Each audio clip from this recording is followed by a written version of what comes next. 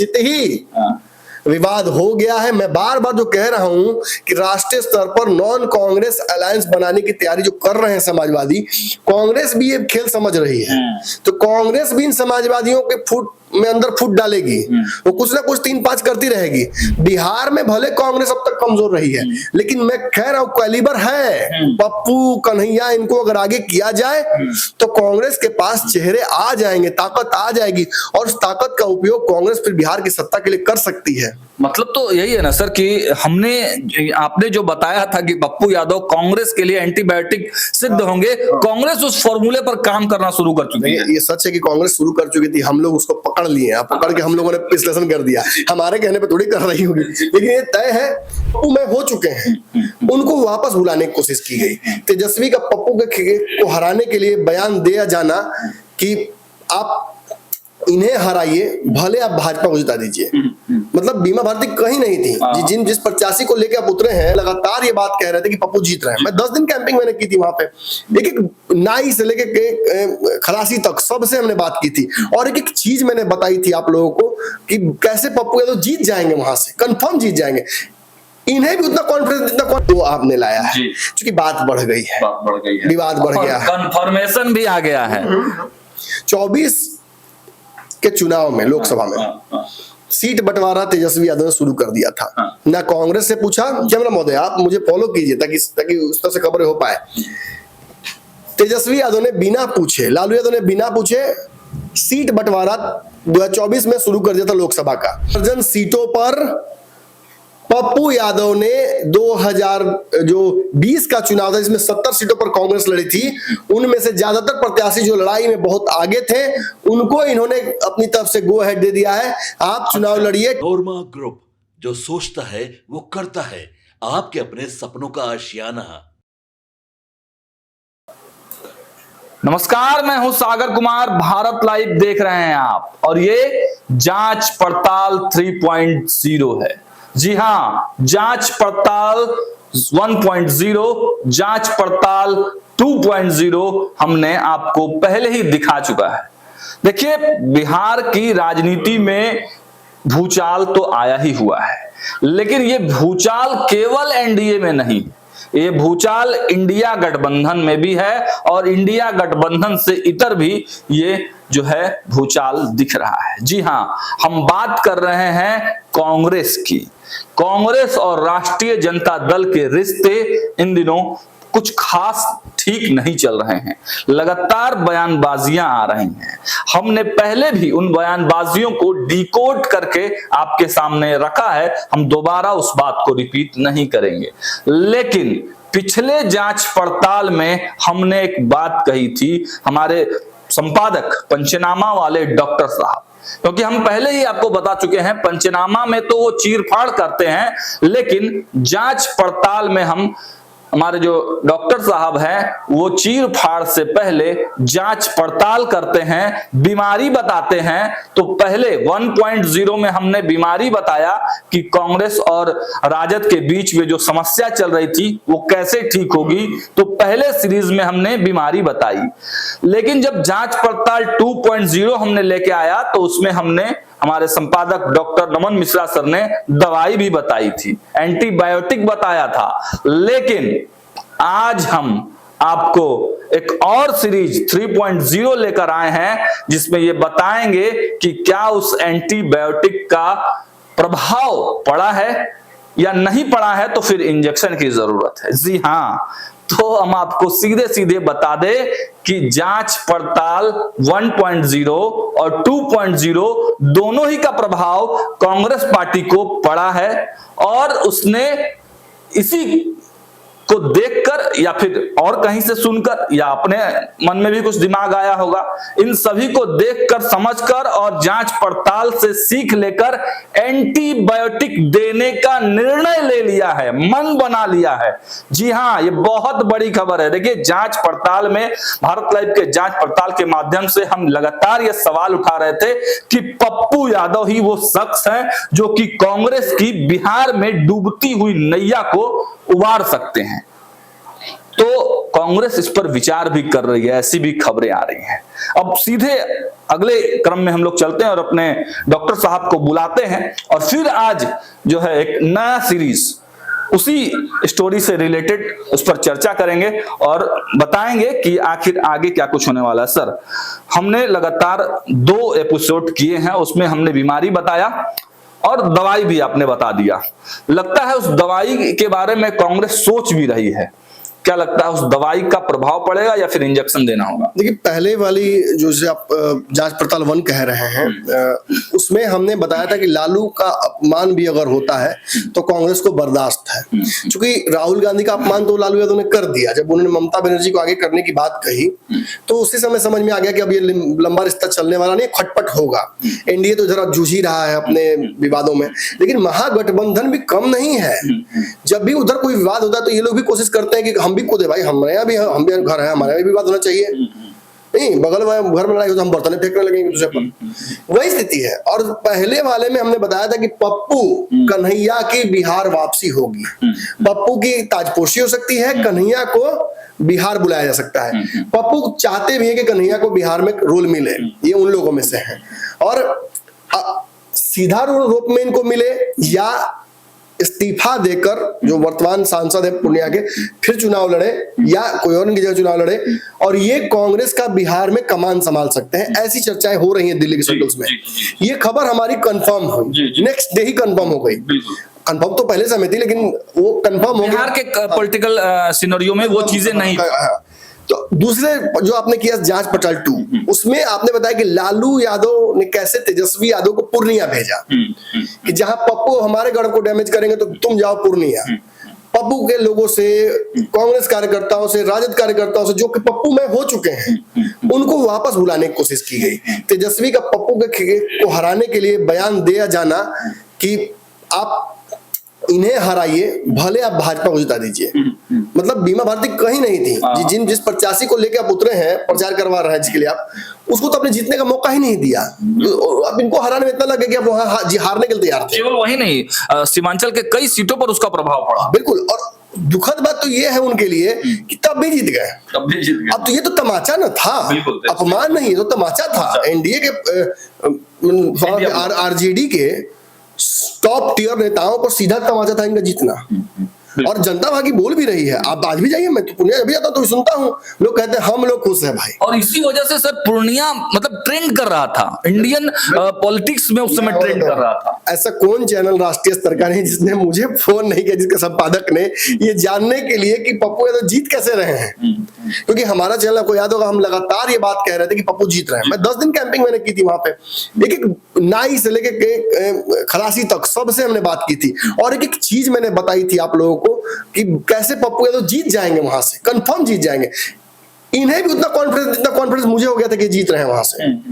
बीमा भारती सच में लड़ाई में नहीं थी, वो 3 नंबर पर जाती, मैंने कह दिया था। और दूसरे जो प्रत्याशी थे वो तो चुनाव बहुत पहले ही हार चुके थे। संतोष कुशवाहा तो चुनाव बहुत पहले ही हार चुके थे, उनके खिलाफ तो एंटी इनकम्बेंसी तगड़ी थी, उनका हैट्रिक नहीं होता।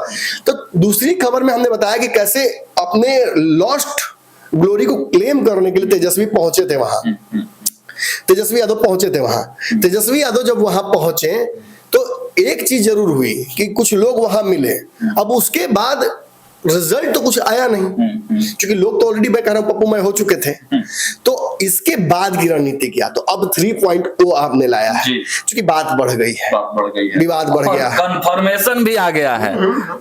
24 के चुनाव में, लोकसभा में सीट बंटवारा तेजस्वी यादव ने शुरू कर दिया था। ना कांग्रेस से पूछा, कैमरा महोदय आप मुझे फॉलो कीजिए ताकि उस तरह से खबरें हो पाए।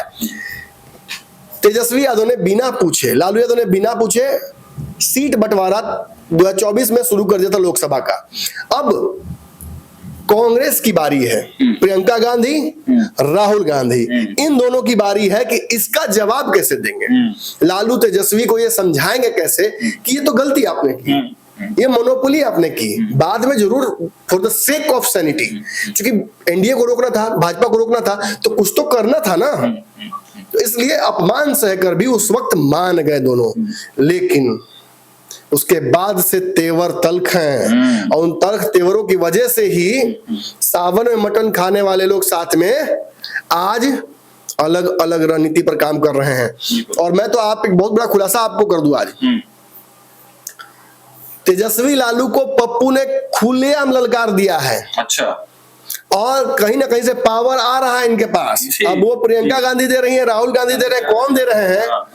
पप्पू यादव ने 2020 का चुनाव था जिसमें 70 सीटों पर कांग्रेस लड़ी थी, उनमें से ज्यादातर प्रत्याशी जो लड़ाई में बहुत आगे थे उनको इन्होंने अपनी तरफ से गो अहेड दे दिया है, आप चुनाव लड़िए, टिकट लेके मैं आके लाके आपको दूंगा। अच्छा, मतलब पप्पू यादव ने कमिटमेंट कर दिया कांग्रेस की तरफ से। और राहुल गांधी से टिकट दिलाकर, सोनिया गांधी से टिकट लाकर मैं आपको दिलाऊंगा, आप तैयारी कीजिए। आरजेडी से पहले कांग्रेस ने दर्जनों सीटों पर उतारे प्रत्याशी, इस बार तो दूर, लड़ाई बहुत दूर है। बड़ी बात कर रहे हैं सर, मतलब पप्पू यादव अब कांग्रेस के सिंबल पे टिकट बांटना शुरू करेंगे। कांग्रेस में है, थे तो कहां जाएंगे? अच्छा, ये तो पूरे चुनाव में मैं इनसे पूछता रहा, अब कहां है? तो कांग्रेस में है।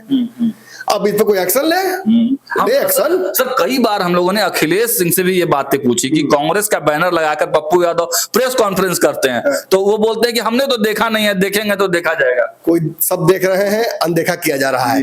ये बात ये भी समझ रहे हैं, तेजस्वी का मुंह देखिए, समझ में नहीं आपको आ रहा है? इनको सब पता है और ये अंदर नाराजगी रखे हुए हैं। इस तस्वीर को देख के समझ में आ रहा है, खार खाए हुए हैं। ठीक है, कर लीजिए। और देखिए तो दोनों तरफ से उंगलियां उठ रही हैं, एक तरफ नहीं, दोनों तरफ से। समझ जाओ। राहुल गांधी भी तेजस्वी यादव को उंगली दिखा रहे हैं। राहुल गांधी तो थोड़ा प्यार से दिखा रहे हैं। अच्छा, देखिए गाड़ी पे बैठा के घुमाए थे, बिहार आए थे। देखिए अभी भी छोटे भाई आप समझिए, समझ जाइए। एक होंगे तब, एक है तो सेफ है, एक है तो सेफ। मोदी कह रहे हैं तो आपको समझ में नहीं आ रहा, समझिए। और बाकी प्रियंका गांधी कह रही है कि पप्पू यादव जी को हमने अपना बना लिया है, कांग्रेसी वो हो गए हैं। अब इस तरफ नहीं देखना है आपको। पप्पू यादव करीबी माने जाते हैं, प्रियंका गांधी के काफी करीबी। पप्पू यादव उन नेताओं में से जो खुलकर एडवोकेट किया था कि प्रियंका गांधी को आना चाहिए राजनीति में, ओपनली आना चाहिए, और उनमें इंदिरा की छवि दिखती है। इन्होंने, इनकी पत्नी ने भी, उन्होंने दोनों कहा था। तो ऐसे में पप्पू यादव जिन दर्जन सीटों पर प्रत्याशी फाइनल कर रहे हैं, दर्जन क्या, 3 दर्जन सीटों पर, 3 दर्जन सीटों पर, 3 दर्जन सीटों पर, इन सीटों पर अब तेजस्वी यादव क्या करेंगे? क्योंकि खबर तो ये आ रही है कि इस बार तो कांग्रेस के सीट काटने की बात चल रही थी। एक तरफ प्रभारी, कांग्रेस के प्रभारी जो हैं वो 2 डिप्टी सीएम मांग रहे हैं, एक मुस्लिम और एक कह रहे हैं सवर्ण, एक सवर्ण चाहिए हमको। ये भी तेजस्वी यादव मानने की स्थिति में नहीं है, क्योंकि वीआईपी को तो ऑलरेडी दे चुके हैं एक डिप्टी सीएम, ये प्रॉमिस हो चुका है। वीआईपी की सीटें भी बढ़ानी है, 40 के आसपास सीटों की उम्मीद लगाकर वीआईपी बैठी हुई है। कांग्रेस 70 से ज्यादा सीटें मांग रही है। हाँ, और आपने तो उस दिन इंटरव्यू लिया, तो उस दिन तो कांग्रेस के जो नेता है, विधायक है यहाँ पर, क्या नाम है उनका, मैं भूल रहा हूँ, शकील खान। हाँ, उन्होंने, आपने कहा के नेता है कांग्रेस, आपने कहा कि 60 सीटें, 70 सीटें पिछली बार आप लड़े थे, तो उन्होंने कहा कि 70 से ज्यादा चाहिए भाई इस बार। तो ये क्या इशारा करता है? ये इशारा करता है चित ही विवाद हो गया है। मैं बार बार जो कह रहा हूं कि राष्ट्रीय स्तर पर नॉन कांग्रेस अलायंस बनाने की तैयारी जो कर रहे हैं समाजवादी, कांग्रेस भी ये खेल समझ रही है। तो कांग्रेस भी इन समाजवादियों के अंदर फुट डालेगी, वो कुछ ना कुछ 3-5 करती रहेगी। बिहार में भले कांग्रेस अब तक कमजोर रही है, लेकिन मैं कह रहा हूं कैलिबर है। पप्पू, कन्हैया, इनको अगर आगे किया जाए तो कांग्रेस के पास चेहरे आ जाएंगे, ताकत आ जाएगी, और उस ताकत का उपयोग कांग्रेस फिर बिहार की सत्ता के लिए कर सकती है। मतलब तो यही है ना सर कि आपने जो बताया था कि पप्पू यादव कांग्रेस के लिए एंटीबायोटिक सिद्ध होंगे, कांग्रेस उस फॉर्मूले पर काम करना शुरू कर चुकी है। ये सच है कि कांग्रेस शुरू कर चुकी थी, हम लोग उसको पकड़ लिए, पकड़ के हम लोगों ने विश्लेषण कर दिया। हमारे कहने पे थोड़ी कर रही होगी, लेकिन ये तय है कि पप्पू यादव कांग्रेस की सारी समस्याओं का समाधान हो ना हो। वर्तमान में एक जो समस्या आ रही है ना कि राजद जब आ रही है तो धकिया दे रही है, इसे जब धकिया दे रही है, इसका उपाय हो जाएगा। पप्पू यादव उन लोगों में से है जो खुद धकिया देते हैं। इन्होंने पूर्णिया में तेजस्वी यादव को और जो तथाकथित जो तेजस्वी के लोग थे उनको धकिया दिया है। तो कांग्रेस को ये समझना पड़ेगा कि क्या बिहार में हमेशा पिछलग्गू बने रहना है, बोनसाई बने रखना है, या फिर बड़ा बरगद बनना है। कांग्रेस वो बरगद है जिसके छत्रछाया में पूरे देश का विपक्ष सेकता है अपने छाया, और जब आवश्यकता पड़ती है किसी पेड़ को काट देते हैं लोग। लेकिन सवाल तो यह भी है ना सर कि जब ये गठबंधन तोड़ने की बात होगी तो कहीं ना कहीं कांग्रेस के दिमाग में ये होगा कि लोकसभा की जो सीटें हैं आने वाले चुनाव में, वो कम हो जाएंगे, क्योंकि एक ऑप्शन रहेगा राहुल गांधी के लिए वहां पर प्रोजेक्ट होना। कि कितनी सीटें कम हो जाएंगी, क्या मुसमोटियां लड़ा हुई हैं, क्या हो जाएगा, उतना राहुल गांधी व्यवस्था कहीं से करना हो तो करेंगे। हालांकि ये होना नहीं, ननो मनते लोग राधा नाचेगी, अभी होना है नहीं। इस पर अगर राहुल गांधी सोच रहे हो तो राहुल गांधी की राजनीति कहीं जाएगी नहीं, तेजस्वी वाला हाल हो जाएगा उनका भी। बाकी मैं आप जो बात बता रहा हूँ समझिए, पप्पू यादव को ये ताकत मिली कैसे? एक तो पूर्णिया में निर्दलीय जीतना, ये कह देना कि आप निश्चिंत रहिए, आप अपना दोस्ती निभाइए, मैं इधर कर लेता हूं जो करना है मुझे, इससे ताकत आती है। दूसरा, सीधा सीधा इस मोनोपोली का जवाब ये देते हैं जो लालू यादव और कहीं ना कहीं उनके पुत्र तेजस्वी यादव कर रहे हैं कांग्रेस के साथ, इसका दवा देते हैं। लेकिन इनके पास अभी तक, आप कहिएगा तो अभी तक काहे नहीं किया, अभी तक कहां थे पप्पू यादव? तो इसका आंसर यही है कि अब तक पप्पू यादव को वो ताकत कांग्रेस ने नहीं दी थी, क्योंकि कांग्रेस मानकर चलती थी कि हमें तेजस्वी के साथ लालू के साथ रिश्ते बनाकर रखने हैं आगे के लिए। अब क्या है ना, लालू यादव ने हद पार कर दी है, ऑप्शन दे दिया है। लालू यादव ने इनके हाथ में हथियार दे दिया है कि मैं अब आपके नेता को बदलने की बात कर रहा हूं राष्ट्रीय स्तर पर। ये क्या किसी को गवारा गुजरेगा? ये इनको तो ना गवारा गुजरेगा। और इतना ही नहीं, इनका जो संगठन है वो बेचैन हो गया है पूरा। जो जिस पार्टी का विलय इन्होंने किया था, जिस पार्टी का इन्होंने विलय किया था, वो पार्टी अब फिर से हरकत में आ गई। हरकत मतलब अलग से नहीं, ये कांग्रेस के अंदर ही हरकत में आ गई है। इनके प्रदेश अध्यक्ष जो थे, कौन कुशवाहा थे, राघवेंद्र कुशवाहा, उनका भी बयान आया है कि हम 70 सीटों से अधिक लेंगे। उन्होंने ये भी कहा है कि हम लड़ेंगे साथ में, और कई जगहों पर प्रत्याशी फाइनल होगा। और पूरे सीमांचल का जो इलाका है, मिथिलांचल का जो इलाका है, जो गढ़ रहा है कांग्रेस का, उस गढ़ में कांग्रेस को वापस लाने वाले अगर कोई हो सकते हैं तो वो पप्पू यादव ही चेहरा हो सकते हैं। उस तरफ कांग्रेस के जितने भी बड़े नेता थे वो धीरे धीरे हट रहे हैं। मुझे मदन मोहन झा, मैंने पिछले वीडियो में कहा था कि बड़ा चेहरा थे, तो वो चेहरा भी अब धीरे धीरे, अब वो भी अब उनका एज हो रहा है, तो कांग्रेस के लिए कितना उपयोगी हो पाएंगे? ऐसे में संजीव मिश्रा एक बड़ा चेहरा थे, संजीव मिश्रा को वीआईपी पहले ही लेके चली गई, वो लपक ली। तो वैसे में अब एक बड़ा चेहरा पप्पू यादव बचते हैं। पप्पू यादव वहां से एमपी हैं, जीते हुए हैं, राजद और भाजपा दोनों को हराया है, तो इससे बड़ा चेहरा क्या हो सकता है? झाड़ू नेता है। और इनका इनपुट काम करेगा। प्रदेश अध्यक्ष की छुट्टी बिहार में कभी भी हो सकती है, सुन ही रहे हैं आप। तो ऐसे में जिन सीटों पर पप्पू यादव अपने प्रत्याशी उतारेंगे या जिन सीटों की पैरवी करेंगे राहुल गांधी और प्रियंका गांधी और सोनिया गांधी को, उन सीटों पर इनका असर पड़ेगा। राजद और लालू यादव को तो बढ़िया मैसेज चला गया है। पिछली बार आपने पहले उतार दिया, इस बार हम उतार दिए पहले। तो मतलब अब क्या लग रहा है कि फाइनली गठबंधन टूट जाएगा? नहीं, जैसे वो आप इस बार ट्रिप पे नहीं थे हमारे साथ, जब हम लोग गए थे, तो एक बड़ा बढ़िया डायलॉग आपके ही जो मित्र हैं सोनू जी ने दिया था, या तो ये करो या बर्दाश्त करो। वो वाला डायलॉग बड़ा सही हो, इसमें फिट बैठता है। या तो साइड करो या बर्दाश्त करो। या तो जैसे इन्होंने मोनोपोली की तो इन लोगों ने बर्दाश्त किया, वैसे ही अब ये मोनोपोली करेंगे तो इनको बर्दाश्त करना होगा ना। करेंगे तेजस्वी यादव, लगता है क्यों नहीं करेंगे भाई? तेजस्वी यादव जब पुरानी गलतियां सब रिपीट ठीक कर रहे हैं, तो एक गलती यहाँ भी हुई थी ना, इसको ठीक कौन करेगा? इसको नमन मिश्रा करेगा। लेकिन इस पर भी तो सर अपने तेवर में है तेजस्वी, क्योंकि जो घोषणा कर रहे हैं, जो फैसले ले रहे हैं, 2500 रुपया, 1500 रुपया, बिजली बिल फ्री, तो इस पर भी कांग्रेस की सहमति नहीं ली गई। इससे भी कांग्रेस के नेता नाराज हैं। कांग्रेस के, आपने तो इंटरव्यू लिया आज प्रेमचंद मिश्रा का, तो कह रहे थे कि ये तो कांग्रेस की ही स्कीम्स है, ये तो कांग्रेस के ही आइडियाज हैं, इसी को रिपर्पस कर रहे हैं तेजस्वी यादव, इसमें कोई दिक्कत इनको नहीं है। अच्छा। कांग्रेस को दिक्कत इस बात से होगी कि ये किसी को डिप्टी सीएम का चेहरा बना दें, किसी को सीटें प्रॉमिस कर दें कि हाँ देंगे, किसी को गठबंधन में ले लें। ये दिक्कत है कांग्रेस। जो गठबंधन के तकाजे का फैसला है वो गठबंधन में ही होगा, और जो आपने पिछली बार किया है वो तो घूम के आपके पास आना ही ना है, जो यहाँ करते हैं यही भुगतना पड़ता है। एक अंतिम सवाल इसमें मेरा है कि क्या इस पूरे घटनाक्रम में पप्पू अगर प्रदेश अध्यक्ष बन जाते हैं या एक्टिव रूप से आ जाते हैं, कांग्रेस की कमान संभाल लेते हैं? एक्टिव रोल में तो आप लोग डरेंगे, पैसिव रोल दिया जाएगा, मतलब अघोषित प्रदेश अध्यक्ष हो जाएंगे ये। अच्छा। एक सर्टेन हिस्सा जो है बिहार का वो कांग्रेस का ये संभालेंगे, मुझे लगता है ये हो चुका है। क्या उस फॉर्मूले पर भी काम होगा कि इनकी वाइफ को प्रदेश अध्यक्ष बना के बैकडोर से इनको? कांग्रेस ने बहुत दिन तक ये फैसला लंबित रखा है, कांग्रेस के मतलब सोच में ये रहा है। देखिए, हो सकता है, बिल्कुल हो सकता है। नहीं, इसमें मेरा एक छोटी ये थी कि क्वेरी थी मेरी कि बिना लालू यादव के कांग्रेस बिहार में सरवाइव कर सकती है क्या? और सरवाइव कर सकती है तो और क्या समीकरण बनेंगे? क्या इस पे एक मेरा सवाल है, लालू के साथ सरवाइव कर रही है? है, कर रही सर्वाइव। पिछले 10 सालों से तो यही सुन रहे हैं कि अशोक चौधरी तोड़ के लेके चल जाएंगे सांसद विधायक, तो सांसद विधायक, और लोग मिलते भी हैं जाकर अशोक चौधरी से। तो भाई उस जिंदगी से तो अच्छा मौत ही है। बिल्कुल। तो चलिए, तो बहुत कम से कम अगले जीवन की तरफ तो आशा रखता है ना।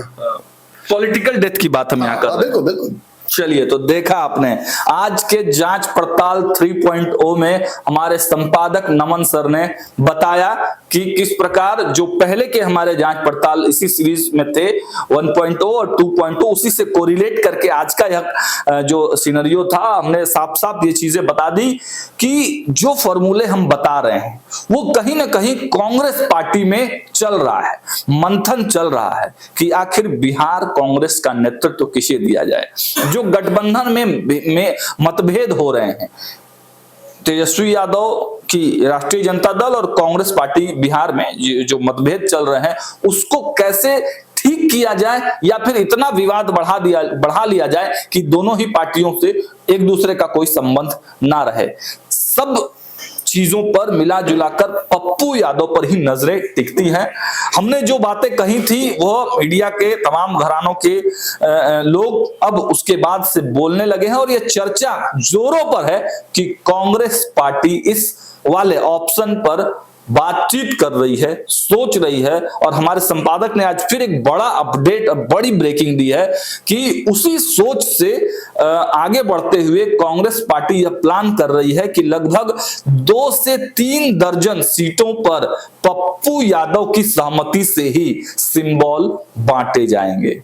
फिलहाल आगे क्या कुछ होगा हम लगातार बताते रहेंगे आपको। फिलहाल इस वीडियो में इतना ही। कमेंट के माध्यम से हमारा हौसला जरूर अफजाई करें और आपके पास भी कोई इनपुट है तो जरूर कमेंट के माध्यम से दें। फिलहाल इस वीडियो में इतना ही। देखते रहिए भारत लाइव। बहुत बहुत धन्यवाद। आपके सपनों को हमने सजाया है, ई होम्स पैनोरामा को हमने बनाया है। ई होम्स मेरा एक सपना था जिसपे मैं पिछले 4 साल से काम कर रहा था। हमने जो बनाया है वो सबने है माना। ई होम्स पैनोरामा में हो आपका भी आशियाना। और फाइनली हमने 2021 में इस प्रोजेक्ट को लॉन्च किया। बहुत लोग अप्रिशिएट कर रहे हैं कि पूर्णिया जैसे शहर में, बिहार के, एक तो बिहार की बात करें उसमें भी पूर्णिया जैसे छोटे जगह में इस तरह का लाइफस्टाइल देना, ये सुन के हम लोगों को बहुत अच्छा लगता है। ई होम्स में हमने कुछ और भी किया है, जैसे हम जिस जगह में रह रहे हैं हमारे फैमिली सिक्योर हो, उनको सिक्योरिटी का ध्यान में रखा है। आपकी सुविधा और सुरक्षा आपके लिए खास है, ये आपका विश्वास है। इसमें आर्टिफिशियल इंटेलिजेंस का 7 लेयर सिक्योरिटी का हमने इस्तेमाल किया है। लश ग्रीन कैंपस को बनाया है। यदि हमारा बाउंड्री वाल है तो वो वर्टिकल गार्डन है। ये जितनी भी फैसिलिटी होता है एक इंटरनेशनल टाउनशिप में ई होम्स है, ये हम लोग विश्वास नहीं कर पा रहे हैं। जो भी हमारे मित्र दोस्त या जो भी हमारे बाहर के बाहर आते हैं तो हम लोगों को बहुत अच्छा सुनने को मिलता है और बहुत अच्छा क्रेडिट मिल रहा है। वो सारा हमने सिर्फ एक बिल्डिंग नहीं बनाया, हमने एक बहुत अच्छा लाइफस्टाइल दिया ई होम्स में। और मेरा एक सपना था जिसको मैं आज फुलफिल होते हुए देख पा रहा हूँ। ये आपका आवास है। ई होम्स पैनोरामा में अब आपका निवास है। E homes Panorama, luxurious lifestyle redefined. Panorama group, जो सोचता है वो करता है। अगर ये वीडियो पसंद आई और वह बिहार के राजनीति और बिहारियत से सरोकार रखेनी तो सब्सक्राइब बटन दबा के चैनल के सब्सक्राइब कर ली। ओजे एगो घंटी बा, ओकरा बटन दबा देला से कुल सटीक और मारक खबर रुआ मुफ्त में मिल जाई। अगर रुआ पत्रकारिता के हमनी के नया प्रयोग में सहयोग कर चाहतानी तो ज्वाइन बटन दबा दी। पेटीएम नंबर नोट कर ली 9386816700।